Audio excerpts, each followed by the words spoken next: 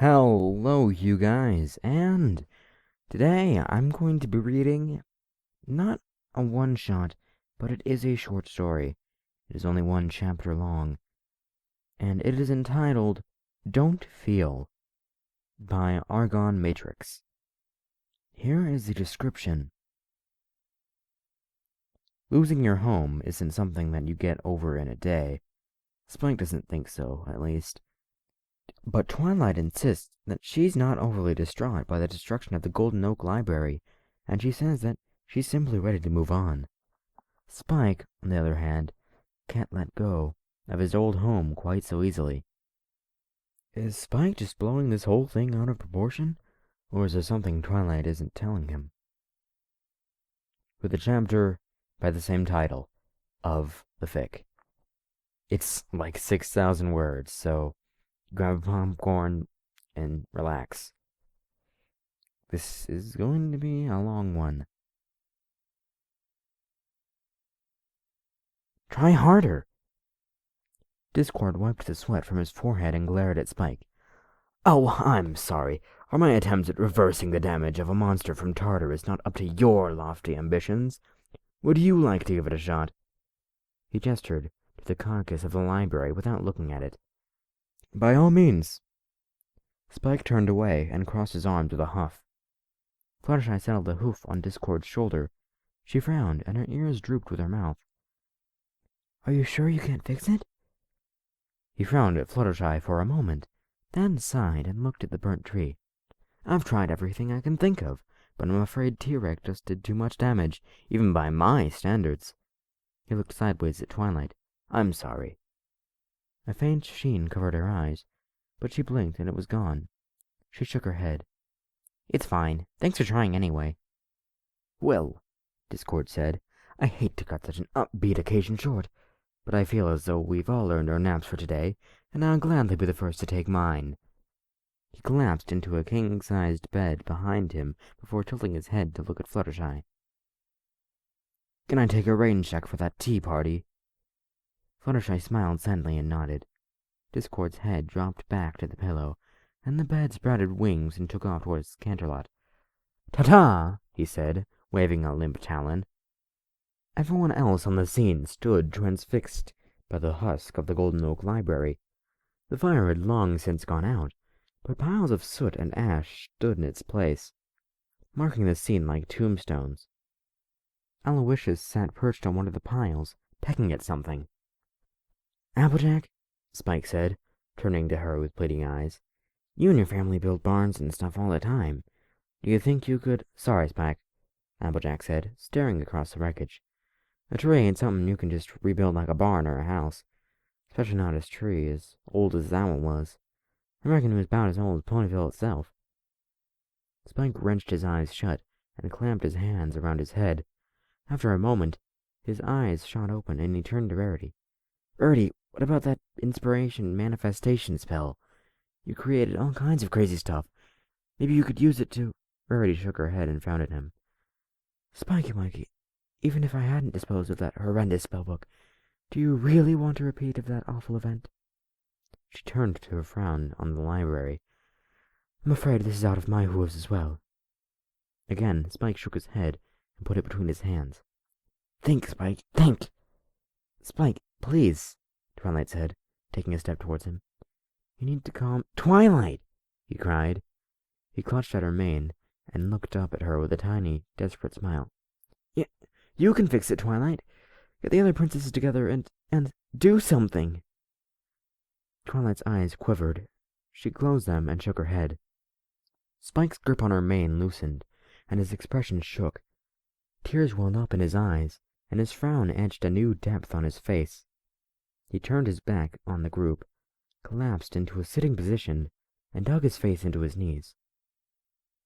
I'm so sorry, Fluttershy said, resting a hoof around Spike.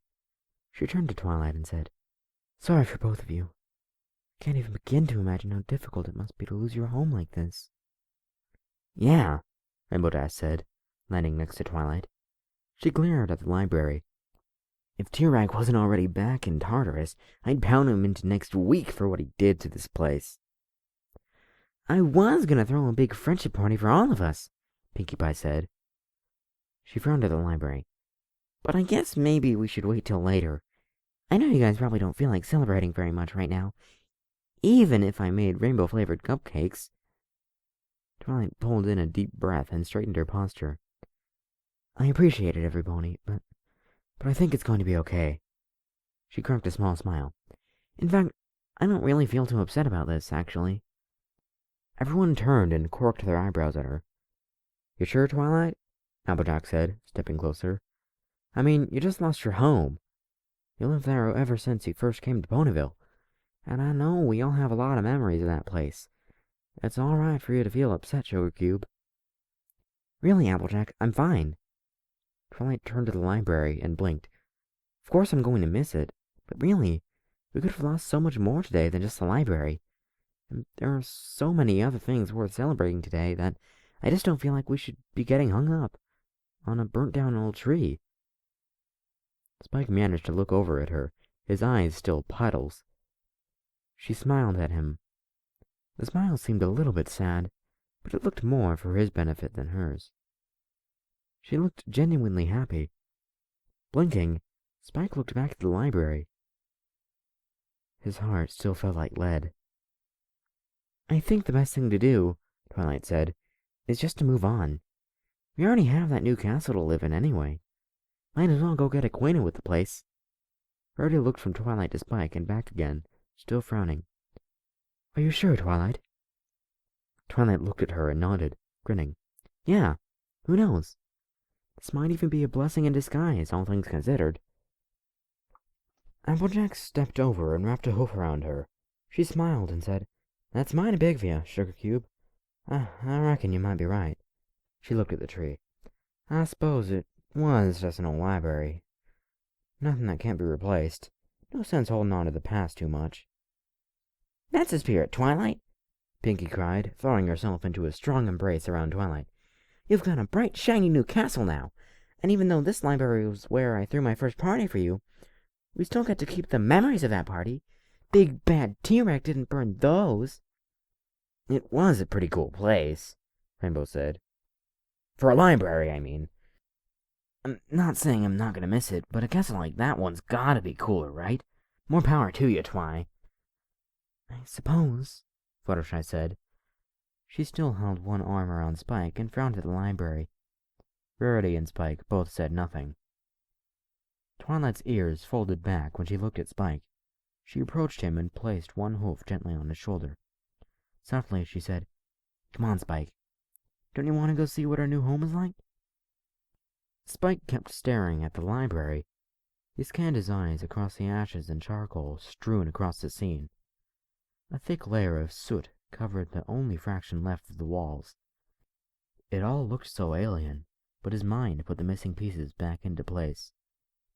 This place was his home, and he wasn't ready to give it up. He saw Aloysius still pecking his way through a pile of debris. Spike stood, letting Twilight's hoof thump to the ground. Without looking at her, he said, You can go ahead. I'm gonna look to see if I can find anything worth saving here. He started towards the empty doorframe. Twilight frowned. She stepped towards him. Spike, I believe I'll assist with the effort, Rarity said, moving past Twilight. She looked over her shoulder and smiled. We'll catch up with the rest of you at the castle later on. Do enjoy yourselves. Her eyes turned harsh for a short second, short enough that it could have been a trick of the light. She followed Spike into the library. Fluttershy stood and smiled a little sadly at the rest of the group. I'm going to help too. Who knows? There might be some keepsakes that managed to survive. Her eyes lingered on Twilight for a moment, and she turned and hovered over to join Spike, Rarity, and Aloysius. Twilight's frown held. Well, if you guys are sure... We're sure, Spike said, clawing his way through the largest mound of soot. Rainbow Dash leaned into Twilight's ear and whispered, Seems kind of pointless if you ask me. What do they think they're going to find in all that? Twilight blinked hard, then shook her head. I don't know, but there's no harm in it, and it might help Spike cope a little. She turned to the rest of the group and smiled. Let's go to the castle then, shall we? Woohoo! Pinky shouted, and the 4 ponies started off towards the great tree looming over Ponyville. Don't know how long I'm gonna be able to stay, though, Applejack said. She covered her mouth with one hoof as a strained yawn came out. I reckon Discord was right about taking that nap.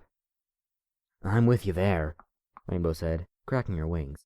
Hey, speaking of Discord, didn't it seem a little weird to you guys that... As the conversation trickled out of hearing range, Spike still fought against the heat behind his eyes. He flung ash and soot in every direction as he dug deep into the detritus, but nothing even remotely salvageable popped out at him. He sighed. Ooh! Aloysius hovered down next to him and deposited a scrap of blue cloth on the ground. It was half its original size and covered with dust and grime, but Spike recognized it instantly as his old blanket. He smiled and clutched it in one claw. Thanks, Spike said. He turned and kept digging. At least someone still cares about this place. Rarity paused. She turned to Spike and said, Spike, dearest, I hope you're not too upset with Twilight.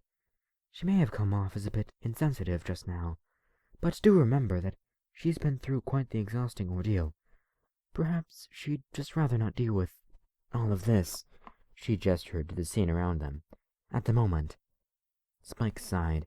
I guess, he said, but Rarity still frowned at him. And, you know, Fluttershy said, smiling over at the two of them, Twilight does have a little bit of a point. The others all turned to stare at her blankly. Fluttershy flinched. I mean, if Discord couldn't even fix the library, I'm afraid there's not much hope for saving this place. Twilight was right when she said that we'll need to move on. Maybe she's just moving on a little faster than we expected. Rarity smiled. You do make a valid point, Fluttershy. Perhaps Twilight's merely trying to set a good example for the rest of us. After all, if she can move on so simply, I suppose it's only natural that we all move on as well. She turned to Spike and added, in our own time, of course. Spike blinked a few times. He looked around, not at Rarity and Fluttershy, but at the library surrounding him. He noticed that the first step of the staircase had survived, and he felt a chill run through him. He nodded, said nothing, and kept digging. A bit more slowly this time. After a moment, the others kept digging too. The sun had nearly set by the time Spike arrived back at the castle. His feet dragged along the ground alongside the filthy bit of blue fabric clutched in his hand. Patches of dirt and ash covered his whole body. Rarity and Fluttershy had opted to return home, but Aloysius hovered at Spike's side. He clutched a mostly intact book in his talons. Spike craned his head up to look at the castle. It towered high into the sky, so high he couldn't see the top of it from where he stood. Instead of leaves, multicolored strands of light hung around the treetop. 2 huge balconies jutted out far above him, and he could see at least half of a dozen windows lining areas between the branches. He sighed. It was magical. It was beautiful. But it wasn't his home. He clutched his blanket just a little tighter and pushed open one of the double doors. Oh, you're back! He looked up to find Twilight smiling at him from a few feet away. It was getting late, and I was just about to come looking for you. She creased her eyebrows a little and set a hoof on his shoulder. How are you doing? Spike wanted to shrug her away, but he thought better of it. He sighed. I'm fine, I guess. He looked up into her eyes. I'm sorry, Twi. She raised an eyebrow. Sorry for what? Being so cold with you earlier.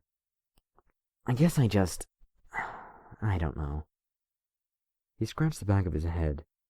I just don't really know how to feel right now, you know?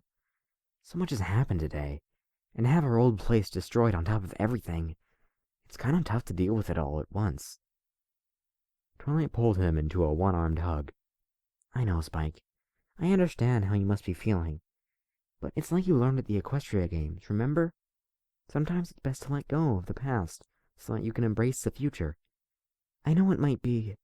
Twilight gulped. Harder in this case, but we need to be strong. Because if you're not strong, how can anyone else be? Despite himself, Spike chuckled. Seems like you've already got a pretty good handle on being strong for the both of us. After a few moments without a reply, Spike lifted an eyebrow. He pulled out of her embrace and looked up at her. Her eyes were a little glassy. Twilight? Twilight blinked and shook her head. Sorry, it's been a tiring day. At any rate, I'm glad to hear you're starting to feel better. How'd the search go, anyway?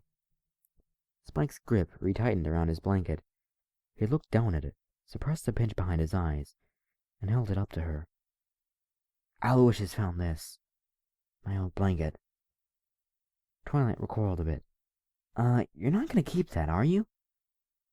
A pinching feeling returned to Spike's eyes, and his mouth curled back into a frown. He looked at his blanket and clutched it closely in both hands. Why shouldn't I? Well, just look at it, Spike. She gestured to the fabric, singed and torn beyond repair. It's filthy, and it's too small to cover you now. I don't even think Rarity could save it. Unclenching his fists from around it, Spike looked at the blanket. He didn't see the burnt edges, the spots of muck, or the holes singed across it. Instead, he saw it as he remembered it, warm and inviting, and always tucked perfectly in his bed, ready for him to crawl under every single night. But, he began. Besides, Twilight said, there's already a brand new blanket waiting for you in your bed upstairs. She smirked at him. It's a duvet.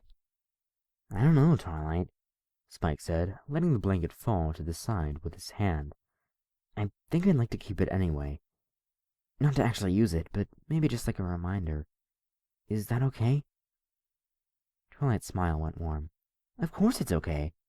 Did you manage to find anything else? Spike shrugged. Not really. Everything else was pretty much gone. We only managed to find one other thing that survived. And that is? Ooh! Aloysius fluttered in through a nearby window. He flew up next to Twilight and offered her the book in his talons. She took it in her magic as Aloysius landed in the crook of her back. The book's title read The Elements of Harmony, a reference guide. Without thinking, Twilight lifted a hoof to her mouth. Oh, wow, she said. This is the book that we used to find the elements of harmony all those years ago, back on my first night in Ponyville. The first book I ever read out of that library, she smiled. I know, right? Spike said, grinning. And for the first time since discovering the library that day, his smile felt genuine. Go figure it'd be the only book to survive. This'll be the perfect first addition to our new library. Spike's expression went blank. He tilted his head. New library? Twilight's eyes shot up from the book. Oh, right! You haven't seen much of the castle yet, have you? She started down the hall and levitated Spike to her back. You're gonna love it, Spike. There's so many rooms, and I've already assigned purposes to most of them. Want to hear? Spike rolled his eyes. Lay it on me. Well, on the first floor, there's the throne room, 2 studies, a huge kitchen. I bet you're gonna love that one. The library, the backup library, the backup library. And this, Twilight said, throwing open another door, is your new bedroom. Spike raised his eyebrow. The room was gigantic and mostly empty. 2 windows sat ajar on the far wall, and a small bed rested between them. It reminded him of Twilight's bed back in Canterlot, but a bit smaller. Next to it was a nightstand with a lantern, but the room was barren otherwise. Huh? Spike said. I know it's not much right now, Twilight said, walking inside, but you can do whatever you like with it. I'm sure you'll have it decorated in no time. Yeah, that's cool and all, Spike said as he followed her over to the bed. But, where's my bed? Twilight tilted her head at him. What do you mean? Well, I see your bed, he said, gesturing to the ornate bed, but I think you forgot to put mine in. We can just have my old one sent in from Canterlot, but I don't know if it'll get here in time now. He watched the sunset outside. Seems kinda... Spike, that is your bed, Twilight said, pointing at it. Wait, what? Spike did a double take, looking the bed over again. Undoubtedly, it was smaller than Twilight's old bed, but it still completely dwarfed the basket he'd slept in since infancy. He prodded the comforter with a claw. His finger made a divot in the fabric, but it didn't bounce back when he pulled away. He turned to Twilight and said, Really? She rolled her eyes and smirked at him. Of course! It's your bedroom, Spike. Your room, your bed. He turned back to the bed and grinned. Huh, cool. So when's your bed coming in? Oh, mine's in the next room over. She turned to the door. Come and see. In a moment, Twilight appeared in front of her, holding a hand to her chest, and staring wide-eyed up at her. Whoa, whoa, whoa. What do you mean, the next room over? We're not sleeping in the same room? Twilight gave him a small smile. Well, no, we're not. I figured that there are so many rooms in this castle. It seems like a good setup for individual bedrooms. She grinned hopefully. Wouldn't that be great, Spike? A space all to yourself. Spike's stare didn't soften at all. But we've slept in the same room since forever. It's always been the same, Twilight. You get the big bed, and I sleep at the foot of the bed. That's the way I liked it. Why does it have to change now? A frown split Twilight's face. Her eyes shifted down to the scrap of cloth in Spike's claw, and she sighed. Come over here for a second, Spike, she said, walking over and sitting on the end of the bed. Spike didn't move at first, but then Twilight patted a spot off the comforter beside her. He wandered over and pulled himself up next to her, staring at the ground. Twilight wrapped an arm around him and said, Talk to me. Spike leaned his head into Twilight and sighed. I don't know what to say. Start with how you're feeling right now. He shuffled a little. Honestly, I really miss our old place. Like, a lot, you know? Twilight nodded, and Spike continued. And I know that the whole thing with T-Rex could have ended a lot worse. Heck, I don't even know if I would ever get to see you again once he kidnapped us. But just because things aren't as bad as they could be, it doesn't feel right to just forget about the bad stuff that did happen. And now... Spike sniffled and clutched his blanket tighter. Now everything's changing so fast. New library, new kitchen, new responsibilities. I mean, we have a castle now, Twi. A freaking castle! Thrones and everything. And this... He gestured to the bedroom at large. This, on top of everything else, it's... She shrugged and sighed, blinking a mile a minute. It's hard. Twilight stroked his arm softly, pulling him tighter. I get it, Spike, she said, rubbing her eye. I really do. That library, we made a lot of memories there. She chuckled. Our first Pinkie Pie party, that slumber party with Rarity and Applejack, my first birthday in Ponyville, Spike mused. Meeting Aloysius. Spike chuckled. And that time Fluttershy dumped a bucket of water on your head? Twilight giggled. Oh, yeah! And that time I was preparing for Celestia's test and blew the whole library into the sky? That was nuts, Spike said, laughing and grinning. And then... His expression fell a little, but he was still smiling. He sighed. Then the day you became a princess? A heavy silence ensued. Yeah, Twilight said, wrapping a wing around Spike. It was that. But that's all those are, Spike. Memories. We lived through them, and now our lives have changed. Another moment passed silently. The nighttime wind whistled in through the windows. I know you're gonna miss the library, Twilight said. No matter what, that won't change. But Spike, we need to keep looking forward. We're growing up. Whether we like it or not, things aren't going to be the same forever. You didn't really think that you would sleep in a basket for the rest of your life, did you? Spike shrugged and pushed closer to Twilight. Never really thought about it. Twilight shook her head and sniffed. I don't want us to stop growing, Spike. This castle, maybe we're not very attached to it right now, but that doesn't mean we can't make new memories here. It's the culmination of our friendships. That's special in its own way. So, we have to keep moving, Spike. It's the only way we'll keep growing. Stay strong and carry on. Spike sighed. They sat on the end of his bed for a while, watching the moon rise through a window out in the hallway. Spike tried to imagine how great the castle would look in the moonlight from the outside, but he couldn't fully form the castle's exterior in his mind. Settling into Twilight's coat, he let a scrap of blanket slip from his claw onto the bed. "Feeling any better?" Twilight said. Her voice seemed a little strained. Nodding, Spike said, "Yeah, a little. Thanks, Twi." He looked out at the hallway. "You still want to show me your bedroom?" "Not tonight." Twilight pulled out of the embrace and stood up. Without looking his way, she said, "It's getting late. We should both be heading to bed. Need a glass of water or anything?"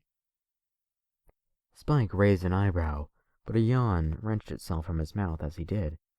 No, I'm good," he said, still watching the back of Twilight's head. It dipped a little. "You okay, Twilight?" "Fine," Twilight said. She hurried for the door, using her magic to extinguish Spike's lantern as she did. "Good night, Spike. And—" She paused in the doorway. "Twilight?" After a second, Twilight shook her head. "Sorry, good night," she said. Then she stepped out into the hall and closed the door, cloaking Spike's room in darkness. Spike blinked. "That was weird," he mused. Another yawn forced itself from him, and his eyelids drooped a bit lower. He slid up farther in his bed, approaching the pillow. "Yeah, she'll be okay. It's like Rarity said. She's just tired from everything that happened today. Heck, I'm tired from all that happened today. Being depressed really take a lot out of you." His head fell backwards into the pillow, sinking in the down. Within a few moments, Spike slipped into dreamland. Spike awoke to sunlight streaming across his face. He rolled out of his basket and smacked his lips together. "Must have slept in late," he said, rubbing sleep from his eyes. He glanced over at Twilight's bed. She was gone, and the bed was perfectly made. Something about that struck him as odd. He scratched his head, then turned to look out the window. The sun watched him from its zenith. "Whoa," Spike said. "Twilight never lets me sleep in this late. I wonder what—" His eyes shifted down from the sky and looked forward, and he froze on the spot. Tyrek stood several hundred feet away, aiming a bolt of magic at him. Spike blanched. He tried to run, but heat and darkness overwhelmed him before he got far. He vaguely heard Twilight's voice as he blacked out. "Yeah!" Spike cried, sitting up in his bed. He looked around frantically, sweat beading on his forehead. Moonlight streamed through his windows, making the floor glisten like ice. Spike blinked. He swung his legs sideways and did a double-take when his feet landed on a mattress instead of the edge of his basket. He scooted forward and hopped down from the bed. The floor felt cold under his toes. Quickly, Spike made for the door and threw it open, rushing into the hallway. Once out the door, he froze. A view of Ponyville lay before him, silhouetted black save for two lights shimmering in Sugar Cube Corner. Spike approached the windowsill and squinted into the darkness. The wreckage of the library looked like a mangled ghost amid the buildings. Spike pulled away from the window and walked over to Twilight's bedroom, his footsteps echoing slightly. Twilight's door was open a crack, so he carefully pushed it open all the way. "Twilight?" he whispered, peeking his head inside. The room looked much like his own bedroom, except the bed was larger, and a bird perch stood in the far corner. Aloysius was nowhere to be seen, but a lumpy form rested beneath Twilight's blankets. Spike took half a step into the room. Then he saw Twilight's crown sitting on her nightstand. He bit his lip and turned back out into the hall, closing the door fully. He wandered back to the window and peered out at the library again. Something twinged in his chest, and he kept walking, past his bedroom and down the corridor, hanging a right towards the stairwell. He descended the spiraling stairs, passing 2 floors on the way down, and stepped out onto the ground floor. A large door loomed at the end of the hall, lit barely by the castle's natural light. He pressed against it, and it slid open. 7 thrones sat in a circle around the room's center. Spike wandered into the middle of them. He swept his gaze across all of them, making particular note of his friend's cutie marks adorning each one until he stopped at his throne, small, unmarked, and joined to Twilight's by the hip. He stepped over to it and sat down. The seat felt too cold and too hard. He wiggled around a little, trying to get comfortable, and eventually leaned back. Again, the throne felt firm and unwelcoming against his back. "Definitely need to get some cushions for these things," Spike said, grimacing. He climbed over into Twilight's throne instead. It felt the same as his throne, just bigger. Spike sighed and hopped down. He glanced back at the door that led back to his bedroom. His stare stuck there for a moment before he turned toward the entrance hallway. Once he reached the tall double doors, he struggled against one for a moment before it came open. A soft, brisk breeze rolled over him. Spike looked out across Ponyville, paused in the castle's doorway. Finally, he hunched his shoulder, focused his gaze on his feet, and walked into the night. It took a few minutes for Spike to make it through Ponyville, as he kept his eyes down the whole time. He shook his head. "I shouldn't be doing this," he said. "Twilight was right. I just have to be strong like her and move on. Just move on." He turned onto another road, knowing what awaited him at the end of it. Spike squeezed his eyes shut, pushing back the heat behind them. "But I just gotta see it one more time," he whispered. A chill ran down his spine, and he stepped ever closer to the end of the street. His breaths came out shakily. Spike bumped into something, and the something gasped. "Whoa!" Spike cried, falling back on his rump. He shook his head and looked up, meeting Twilight's stunned, shimmery eyes. "Twilight?" he said. "Oh, Spike," Twilight said. She sniffled and wiped her muzzle with a foreleg. "I thought you were asleep back at the castle." "And I thought you were," Spike said. "I had a nightmare and woke up, and I came back here because... He looked beyond Twilight, frowning. In the moonlight, the library husk looked eerily foreign. Its blackened limbs sprawled out like plunder vines, and its dead doorway sat crooked before them. Large mounds of soot and char still stood beyond, where the bookshelves had stood. Aloysius perched on one of them. Twilight looked back at the library, too. "Yeah," she said. "Me too." Spike moved to sit next to Twilight. A quick silence went between them before he said, "I thought you had moved on." Twilight blinked hard a few times, but a tear rolled down her cheek anyway. She sniffled again. "I want to. I really, really do. But I don't know." Her frown deepened. "I'm sorry, Spike." Quirking an eyebrow, Spike looked over at her. "Sorry? For what?" The library creaked in the wind, and Twilight hung her head. She pulled herself into a tighter ball and said, "I'm supposed to be stronger than this. I'm a princess, for crying out loud. I have so much to be grateful for, especially after today. But..." She looked up. "But I can't help it, Spike," she said. "No matter how hard I try, I still miss it. Not just the library, but everything. I miss being Princess Celestia's student. I miss everything being simple. Just our friends living day to day without having to worry about demons or evil or anything." She looked over at Spike and whispered, "And sometimes I miss when it was just you and me, studying magic up in Canterlot, too." Spike frowned. "Twilight, but I can't miss those things, Spike," she shouted, looking back at the library. "I have such a great life right now, but all I can think of are the things I don't have anymore. I'm supposed to be strong enough to move on and look forward," she sniffled, "because if I'm not strong, how can anyone else be?" She felt Spike wrap his arms around her, and she was surrounded by his warmth.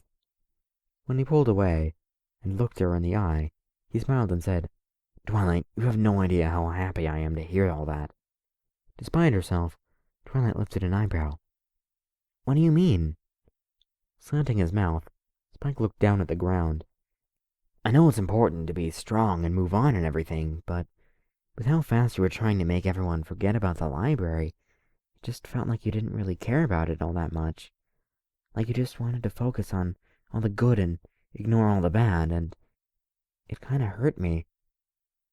Twilight blinked. "I'm so sorry, Spike. I didn't mean for it to come across that way. All I wanted to do was set a good example for ponies." Spike sighed. He settled in the dirt next to Twilight and leaned his head against her shoulder. "I get that, but you have to remember that you're still a pony too, Twilight. It's okay for you to feel bad about stuff and miss things, especially when they're as important as this.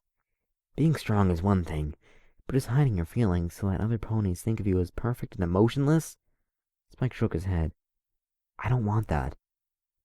Twilight gazed across the library, focusing on Aloysius resting atop a pile of debris. She rested her head against Spike's and said, "I don't want that either." A few moments passed, and some of the library's soot flew away in the wind. Eventually, Twilight smirked. "When did you get so smart, anyway?" "We hung a lot," Spike said. "Some of your wisdom must have rubbed off onto me." Twilight giggled and pulled Spike into a one-armed embrace. Spike smirked a little. His eyes fell across the library again. His smirk shrunk, and he sighed. "I really am going to miss this place." Twilight nodded. "Me too." "Ooh!" Aloysius said. He grabbed something in his talons and fluttered over, gently placing it on the ground before perching on Twilight's shoulder. All three of them looked down at the object. A picture frame dusted with ash. It held a photograph of Twilight, Spike, and all their friends standing in front of the old library, beaming. Grabbing the photo in her magic, Twilight smiled. She offered it to Spike and said, "One step at a time?" Spike nodded and grabbed the photo, pressing it to his chest. "One step at a time." They sat with the library for several more minutes before standing up and starting back to the castle. "You know," Twilight said, "I could have Celestia send over your old bed from Canterlot if you like. We could put it in my room at the foot of the bed." "Nah," Spike said. Twilight looked down at him, raising an eyebrow. Spike smirked over at her. "What? Sure, I miss that setup, but that new duvet is really awesome." Twilight shook her head, grinning. "One step at a time."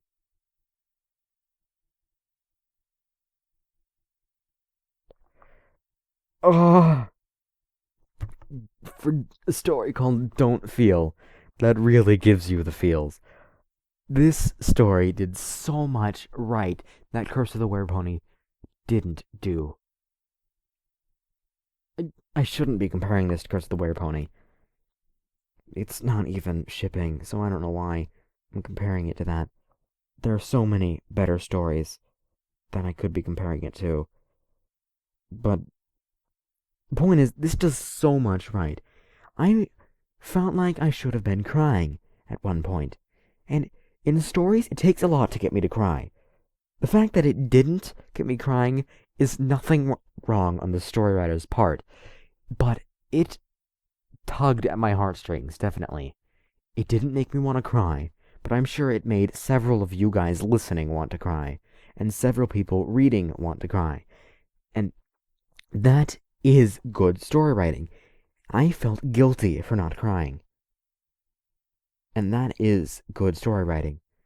If you can make those who don't cry feel guilty for not crying, that is definitely good story writing. I noticed no glaring flaws in this story. It felt completely natural.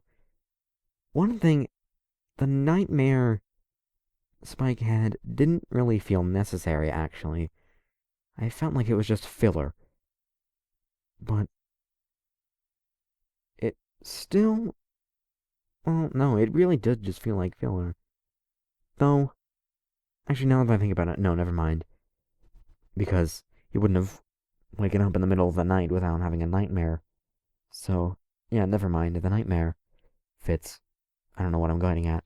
We're already 40 minutes into this. This was a long fic. Relatively short. But, I mean, it was long for a short fic. The longest short fic I've read on this channel.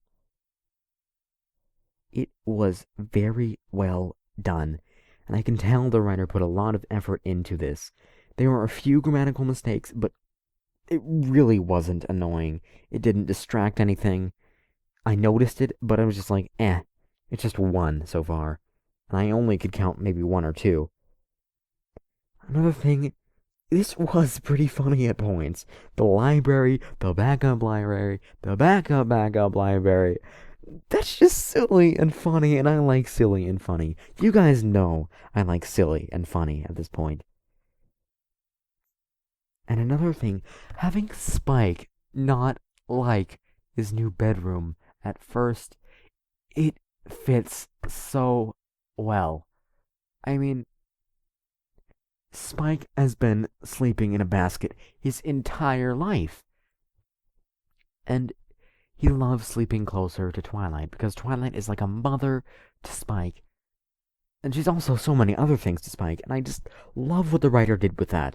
It especially towards the end of the story, at the end of the story, he realizes, you know what? Maybe I should try new things. And I love that in a story when a character decides, you know what? I need to change things. That could have been phrased better, but you know what I mean. It I love that in a story. When it does that, it is I love that. I can't even describe it. It is so well constructed. Keep on writing, writer. I'm not sure who wrote this.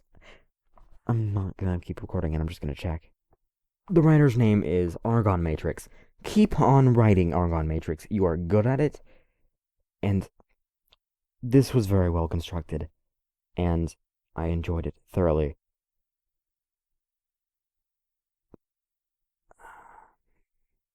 Anyways, until next week, this is me signing out. Peace!